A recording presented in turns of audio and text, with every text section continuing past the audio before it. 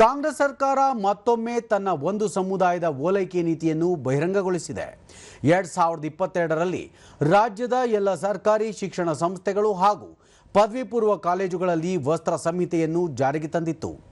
ಈ ವಿಚಾರ ಇನ್ನು ಸುಪ್ರೀಂ ಕೋರ್ಟ್ನಲ್ಲಿ ವಿಚಾರಣೆಗೆ ಬಾಕಿ ಇರುವ ಸಂದರ್ಭದಲ್ಲೇ ಸರ್ಕಾರ ಆದೇಶವನ್ನು ವಾಪಸ್ ಪಡೆದು ಶಿಕ್ಷಣ ಸಂಸ್ಥೆಗಳಲ್ಲಿ ಹಿಜಾಬ್ ಧರಿಸುವುದಕ್ಕೆ ಅವಕಾಶ ಕಲ್ಪಿಸಿರುವುದು ಸಂವಿಧಾನ ವಿರೋಧಿಯಷ್ಟೇ ಅಲ್ಲ, ನ್ಯಾಯಾಂಗ ನಿಂದನೆಯೂ ಆಗಿದೆ ಎಂದು ಬಿಜೆಪಿಯ ಹಿರಿಯ ಶಾಸಕ ವಿ ಸುನೀಲ್ ಕುಮಾರ್ ಹೇಳಿದ್ದಾರೆ. ಕಳೆದ ಬಾರಿ ಸಚಿವ ಸಂಪುಟ ಸಭೆಯಲ್ಲಿ ಮುಸ್ಲಿಂ ಕಾಲೋನಿಗಳ ಅಭಿವೃದ್ಧಿಗಾಗಿ ಕೋಟ್ಯಾಂತರ ರೂಪಾಯಿ ಅನುದಾನ ಕೊಡಲಾಗಿತ್ತು. ಅದರ ಬೆನ್ನಲ್ಲೇ ಈಗ ಹಿಜಾಬ್ಗೆ ಅವಕಾಶ ನೀಡಿರುವುದು ಸರಿಯಲ್ಲ ಎಂದು ಅವರು ಆಕ್ಷೇಪಿಸಿದ್ದಾರೆ.